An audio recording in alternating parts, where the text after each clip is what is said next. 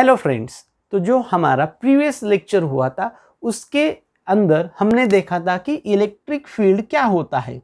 तो उसका basic formula हमने लिख दिया था, electric field equals to force divided by charge.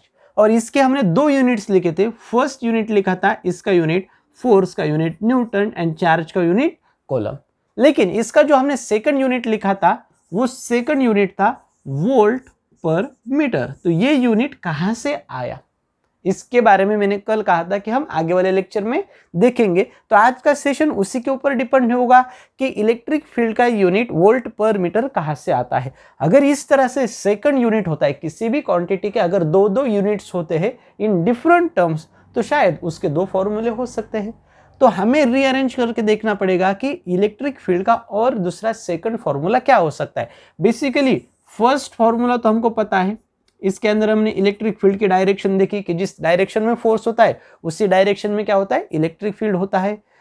And this force acts on a particular charge Q, वो ही फोर्स किसी चार्ज के ऊपर एक्ट होता है। ये बेसिक फॉर्मूला देखा था। इसके अंदर हमने ये भी पता कर लिया था कि इलेक्ट्रिक फील्ड इनवर्सली प्रोपोर्शनल होता है स्क्वायर ऑफ द डिस्टेंस। तो ये बेसिक कल हमने देखा था। तो आज देखेंगे कि ये फॉर्मूला किस तरह से आता है।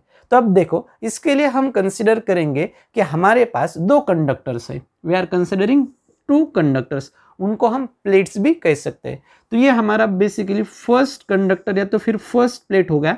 इसके ऊपर हम जो चार्ज है वो चार्ज कंसीडर करेंगे पॉजिटिव चार्ज। ये जो प्लेट था इसके ऊपर हमने कंसीडर किया पॉजिटिव चार्ज। और इसके साइड में हम दूसरा प्लेट कंसीडर करेंगे second conductor having oppositely charge, that is इसके ऊपर हम कंसीडर करेंगे कि इसके ऊपर निगेटिव चार्ज है। अगर हम इस तरह से चार्जेस को कंसीडर करेंगे पॉजिटिव एंड निगेटिव, तो हमें पता है कि इलेक्ट्रिक फील्ड का डायरेक्शन क्या होता है। इलेक्ट्रिक फील्ड का डायरेक्शन होता है पॉजिटिव से away and towards the negative. तो इस केस में इलेक्ट्रिक फील्ड इस लाइन में ट्रैवल करेगा, ठीक है। और दोनों के बीच में एक वैकेंट स्पेस रखा है हमने। इन दोनों के बीच में क्या रख दिया, तो वैकेंट स्पेस। तो ये थे इलेक्ट्रिक फील्ड की डायरेक्शन। बेसिकली अगर हम बात करेंगे तो ये इलेक्ट्रिक फील्ड की डायरेक्शन है। इसी डायरेक्शन में क्या लगने वाला है, फोर्स। और वो फोर्स कौन अप्लाई करने वाला है, तो ये इलेक्ट्रिक फील्ड वो फोर्स जनरेट करने वाला है। नाउ अब हम यहाँ पे कंसिडर करेंगे कि हमारे पास एक चार्ज है पॉजिटिव चार्ज हमने कंसिडर किया। और इन दोनों प्लेट के बीच का जो डिस्टेंस था वो डिस्टेंस भी हम कंसिडर करेंगे small D. The distance between two conductor is considered as small D. अब हमें क्या करना है, तो हम यहाँ पे हमारा इलेक्ट्रिक फील्ड का डायरेक्शन ये हो गया टुवर्ड्स द राइट, और इसके अपोजिट डायरेक्शन में हमें इस चार्ज को लेके जाना है। तो हम चार्ज को किस डायरेक्शन में लेके जा रहे हैं, तो हम चार्ज को इस डायरेक्शन में लेके जाने वाले, यानी कि टुवर्ड्स द पॉजिटिव प्लेट। जो भी पॉजिटिव प्लेट होगा उसकी तरफ हमें इस चार्ज को लेके जाना है। तो जब ये चार्ज इस पॉइंट से इस पॉइंट तक मूव हो जाएगा, यानी कि it covers a distance D. जब ये चार्ज पूरा डिस्टेंस डी कवर कर लेगा तो वहां पे उस कंडीशन में क्या प्रोड्यूस होगा, वर्क। तो इस चार्ज को मूव करने के लिए हमें एक फोर्स अप्लाई करना पड़ेगा। समझो हमने जो फोर्स अप्लाई किया था इस चार्ज के ऊपर वो फोर्स F था। We are applying a force on charge Q due to which charge moves up to a distance small d, that is the distance between two plates. तो इस case में क्या हुआ, वर्क प्रोड्यूस हुआ। ये work जो produce हुआ it is in opposite to that of electric force. जो इलेक्ट्रिक फोर्स था उसके वो क्या होने वाला है, अपोजिट डायरेक्शन में होने वाला है।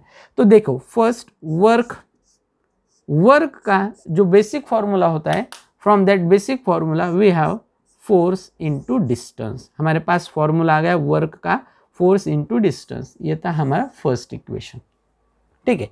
अब देखेंगे कि सेकंड इक्वेशन हमें किस तरह से लिखना है, फिर हम दोनों को कंपेयर करेंगे।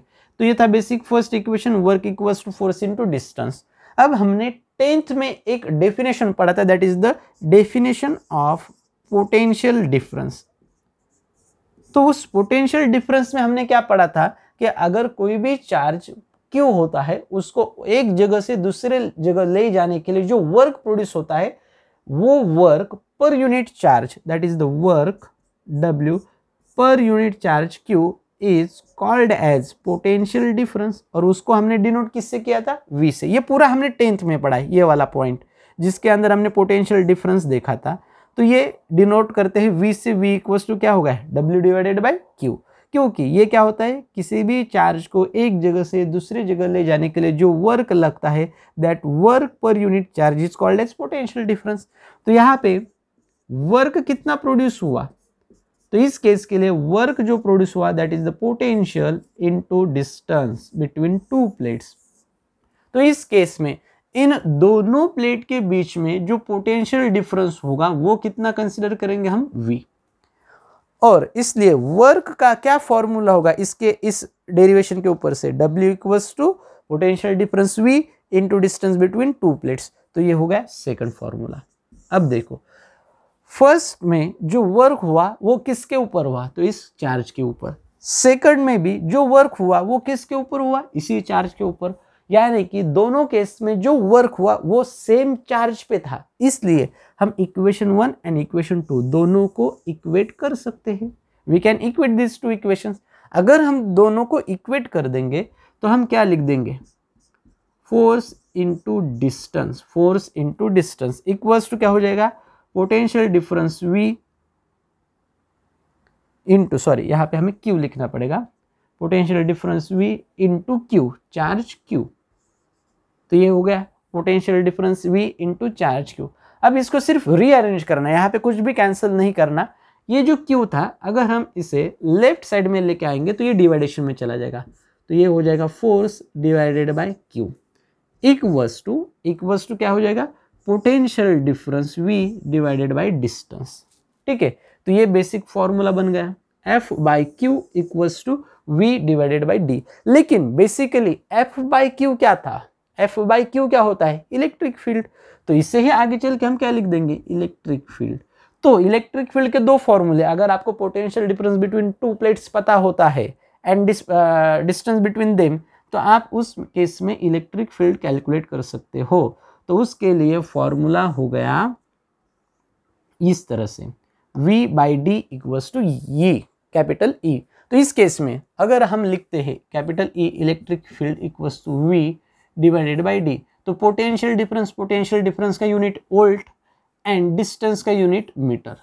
तो ये हो गया वोल्ट पर मीटर। तो बेसिकली जो न्यूटन पर कूलम होता है, न्यूटन पर कूलम, यही क्या होने वाला है, यही इक्विवेलेंट होने वाला है वोल्ट पर मीटर से। तो ये था बेसिक कि किस तरह से हम ये रिलेशन दे सकते हैं। तो ये था बेसिक एग्जांपल कि इसके दो यूनिट्स क्यों होते हैं और सेकंड फॉर्मूला क्या होता है। यानी कि हमारे पास इलेक्ट्रिक फील्ड के दो फॉर्मूले, F by Q and second formula potential difference V divided by D। तो अब हम नेक्स्ट देखेंगे कि जो इलेक्ट्रिक लाइंस यहाँ पे हमने निकाले थे, इमेजिनरी लाइंस, उनके प्रॉपर्टीज क्या हो सकते हैं। सो वही हम अब देखेंगे नेक्स्ट वाला पॉइंट। इन 10th स्टैंडर्ड हमने मैग्नेटिक लाइंस के बारे में पढ़ा था कि मैग्नेटिक लाइंस किस तरह से फॉर्म होते हैं, उनका नेचर क्या होता है और वो नॉर्थ एंड साउथ पोल के बीच में उनका डायरेक्शन क्या होता है। तो ये पूरा एक्सप्लेनेशन दिया था माइकल फैराडे ने। सेम उसी माइकल फैराडे ने इलेक्ट्रिक लाइंस ऑफ फोर्स के बारे में भी लिख दिया। यानी कि माइकल फैराडे ने electric lines as well as magnetic lines of force क्या होते हैं, उनका नेचर किस तरह से होता है, उनके क्या क्या प्रॉपर्टीज होते हैं, उसके बारे में एक्सप्लेन किया था। तो अब इस स्टैंडर्ड में हम पढ़ने वाले इलेक्ट्रिक लाइंस ऑफ फोर्स। अब basically electric lines of force क्या होते हैं, तो these are the curves, these are the electric curves, उसे हम बेसिकली कर्व्स कहेंगे। एंड अगर हम इन्हीं कर्व्स को टेंजेंट ड्रॉ करते हैं एट एनी पॉइंट, अगर हम इसी कर्व्स को टेंजेंट ड्रॉ करते हैं, कहीं पे भी निकालो एट एनी पॉइंट, तो वो जो टेंजेंट होगा दैट टेंजेंट रिप्रेजेंट्स, अगर ये टेंजेंट रिप्रेजेंट करता है इलेक्ट्रिक फील्ड का डायरेक्शन, तो उन्हीं कर्व्स को हम कहते हैं इलेक्ट्रिक लाइंस ऑफ फोर्स। ये था बेसिक पॉइंट कि इलेक्ट्रिक लाइंस ऑफ फोर्स क्या होते हैं। तो electric lines of force are the curves. And अगर हम इन्हीं कर्व्स के ऊपर कोई भी आप पॉइंट कंसीडर करते हो और उस पॉइंट के ऊपर आपको क्या बनाना है, टेंजेंट, तो वो टेंजेंट अगर रिप्रेजेंट करता है डायरेक्शन ऑफ इलेक्ट्रिक फील्ड, अगर कहने से अच्छा होगा कि वहां पे जो टेंजेंट होता है यही रिप्रेजेंट करता है डायरेक्शन ऑफ इलेक्ट्रिक फील्ड, तो उसी कर्व्स को हम कहते हैं इलेक्ट्रिक लाइंस ऑफ फोर्स।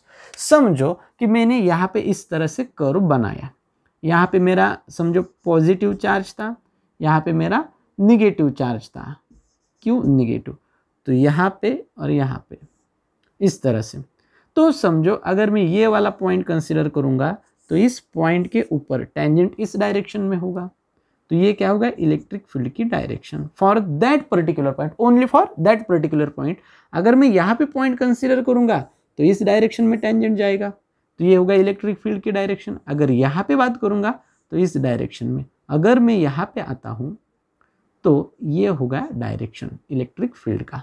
उसी तरह से अगर मैं इस पॉइंट के बारे में बात करूँगा तो यहाँ पे ये टेंजेंशियली बाहर निकलने वाला है, तो ये कर्व है, and on this curve at every point tangent drawn represents direction of electric field. तो उन्हीं को हम कहते हैं इलेक्ट्रिक लाइंस ऑफ फोर्स। ये था एक फर्स्ट पॉइंट। अब इसे सेकंड लैंग्वेज में हम किस तरह से बात कर सकते हैं, तो फिर इसका सेकंड डेफिनेशन देखेंगे। तो समझो हमारे पास यहाँ पे एक कैपिटल चार्ज क्यू कंसिडर करते हैं, यहाँ पे कैपिटल चार्ज क्यू कंसिडर करते हो, और इसी चार्ज के पास अगर हमने दूसरा स्मॉल चार्ज क्यू को रख दिया तो इस केस में ये चार्ज इसके ऊपर फोर्स एक्ट करने वाला है अकॉर्डिंग टू कूलम्ब्स लॉ।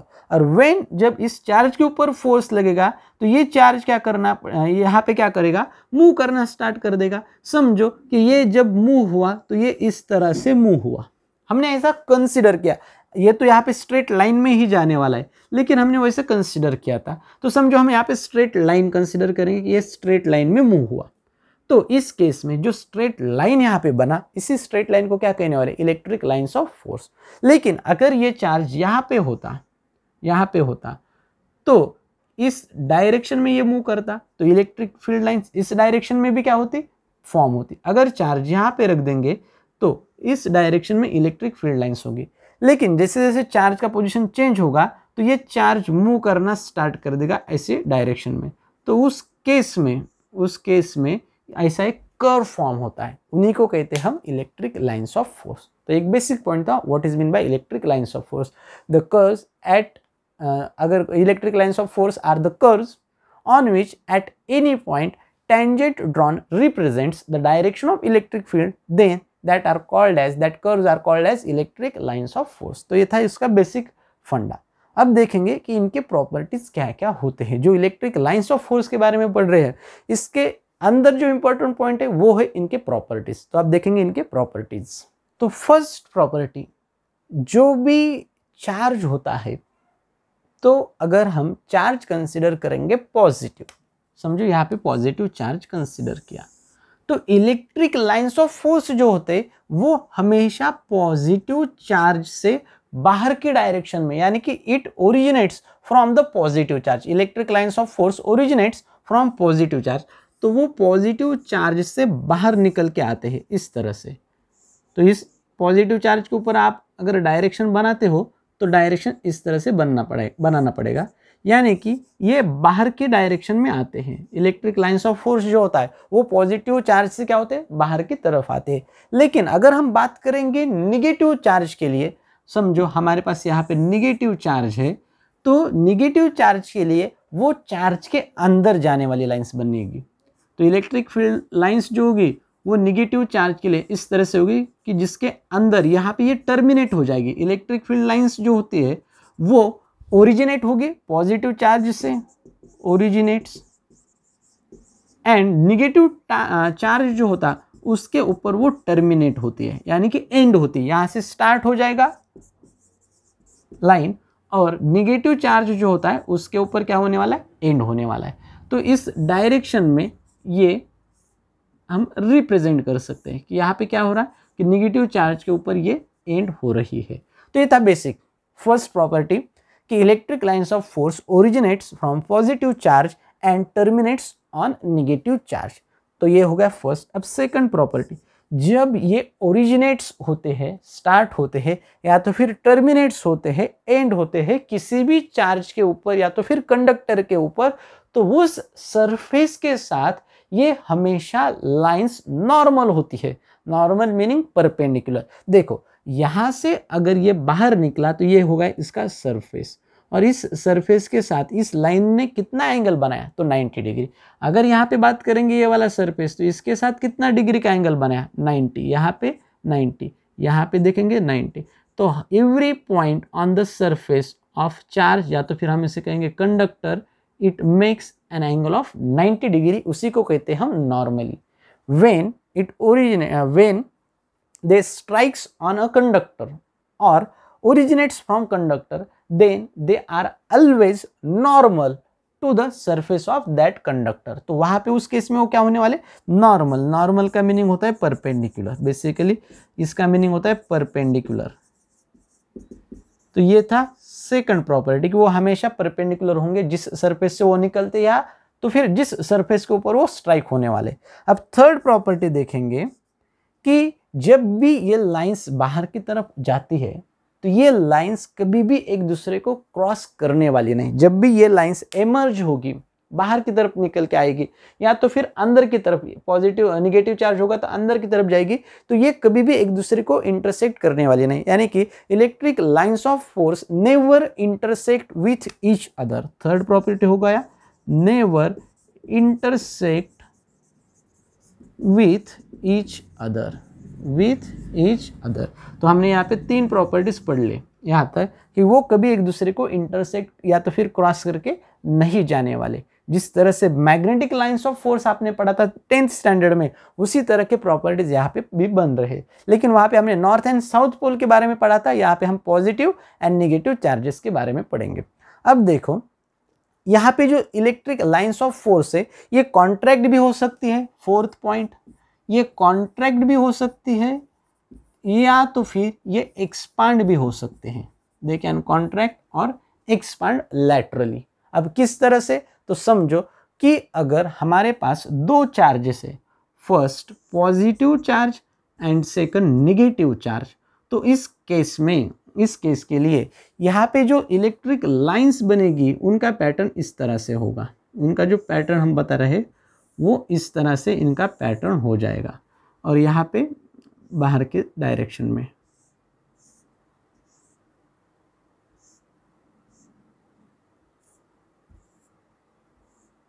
तो देखो यहाँ पे ये कॉन्ट्रैक्शन हुआ, पॉजिटिव से बाहर, और एंटर किसके अंदर कर रहे हैं, तो निगेटिव। ठीक है, पॉजिटिव से बाहर, एंटर निगेटिव के अंदर।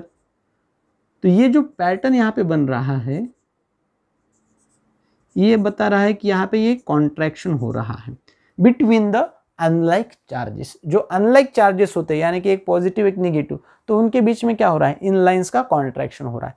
लेकिन अगर हम बात करेंगे एक्सपांशन की, तो हमें लेने पड़ेंगे 2 चार्जेस जिसमें एक पॉजिटिव होगा एंड सेकंड भी पॉजिटिव होगा। अगर लाइक चार्जेस होते हैं तो लाइक चार्जेस में क्या होगा, तो देखो ये वाले जो इस साइड से लाइन बनने वाली है इनके लिए कुछ प्रॉब्लम नहीं है, लेकिन जो लाइंस इस साइड में बन रही थी वो इस तरह से वो चेंज होना स्टार्ट हो जाएगा। यानी कि वो स्ट्रेट लाइन में नहीं जाने वाली, क्योंकि यहाँ से भी जो लाइन बाहर निकलने वाली है वो इसी तरह से दबाव बनाएगी अपना।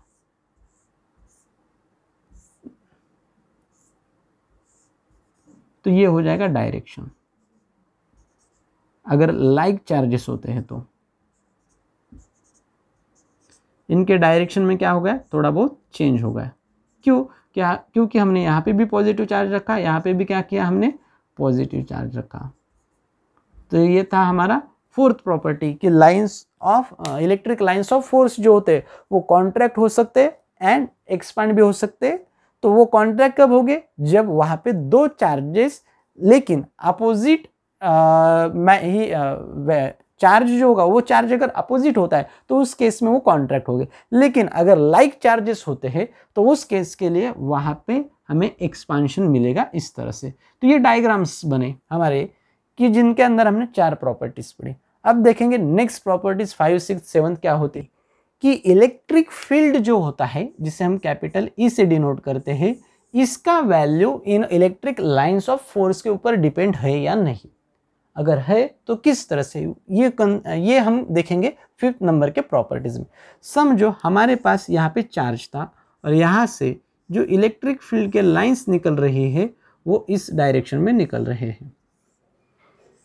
तो ये हमारे इलेक्ट्रिक फील्ड के लाइंस हो गए बेसिकली, ठीक है।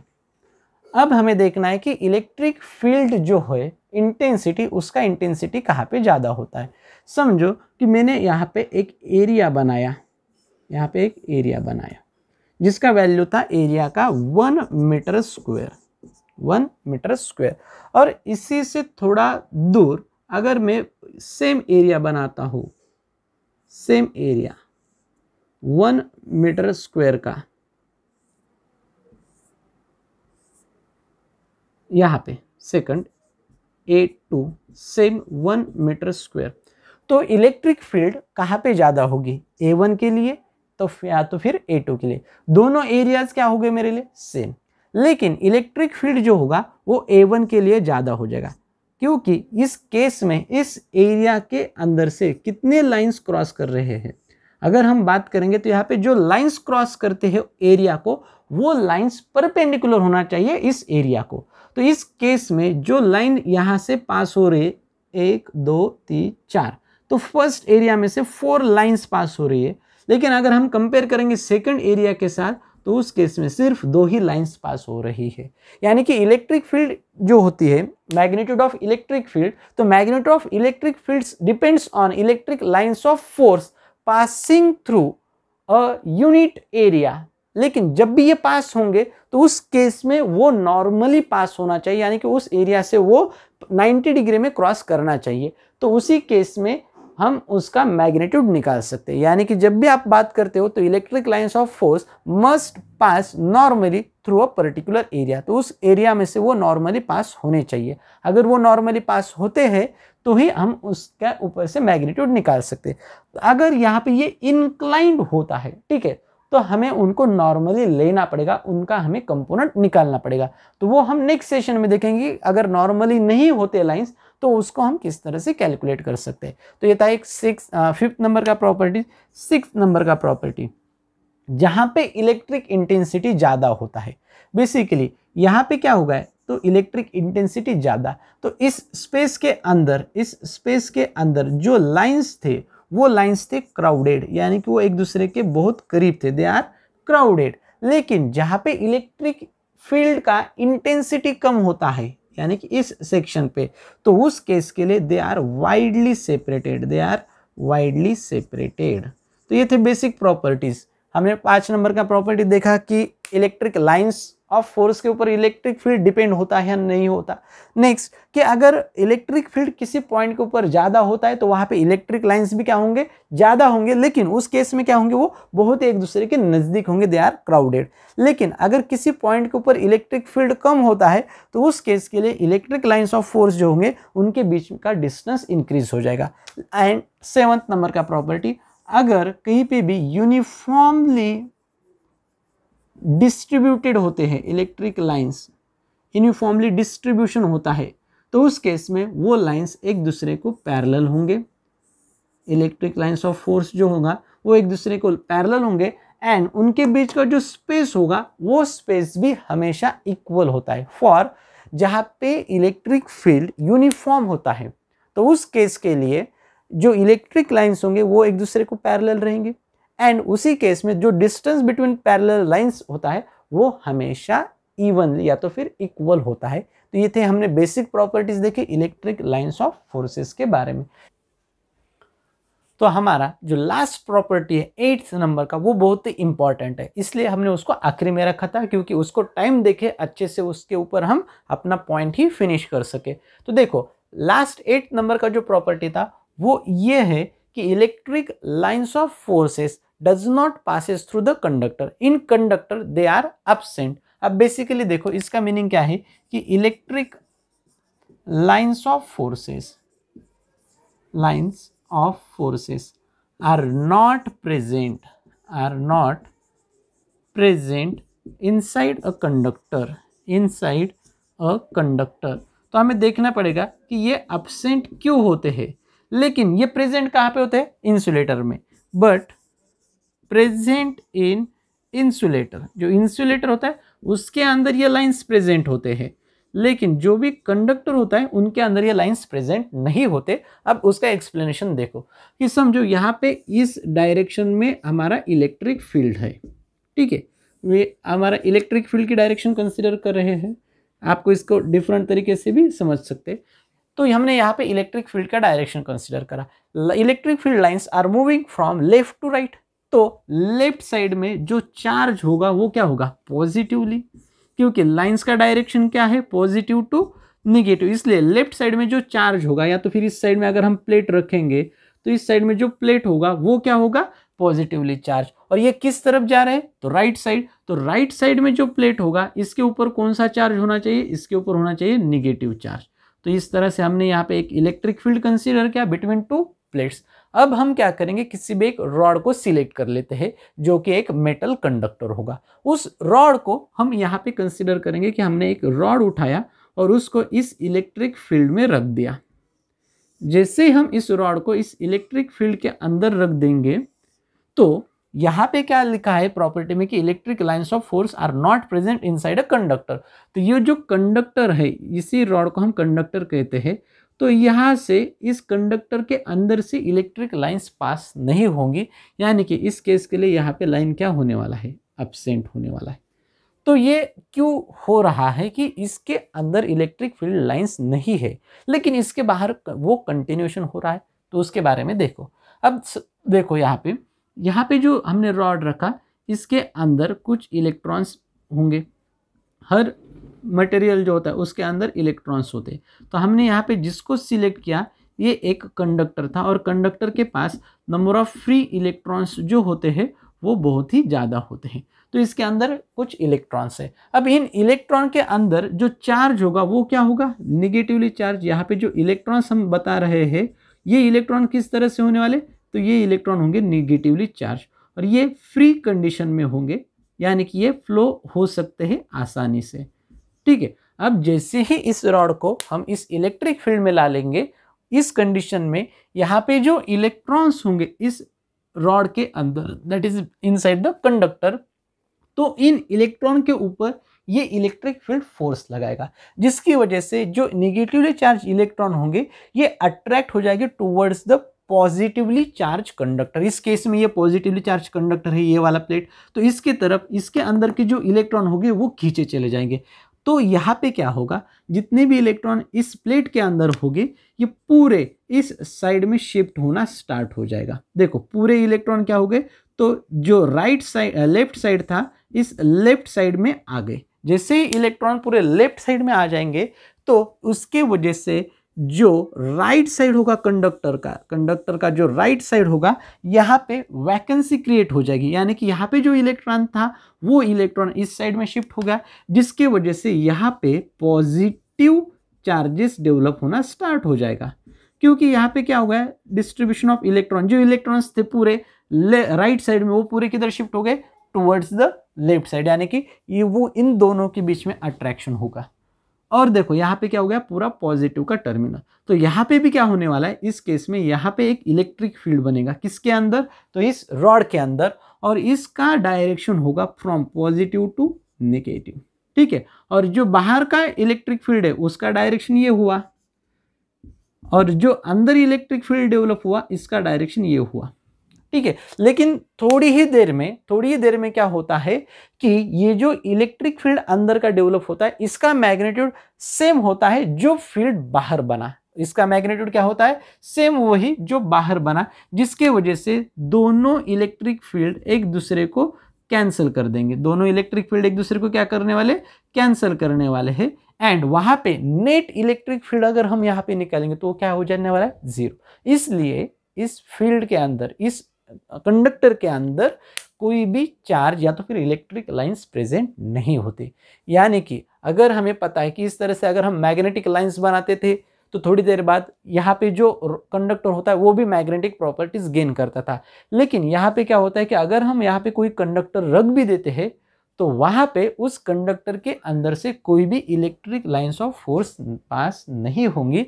यानी कि यहाँ पे इस कंडक्टर के ऊपर नेट चार्ज अगर आप निकालते हो तो वो 0 हो जाने वाला है। तो यही था बेसिक लास्ट प्रॉपर्टी, इसलिए हमने इसको एट द एंड पढ़ लिया। ये क्यों होता है इसका भी ये पूरा कंप्लीट रीजन है।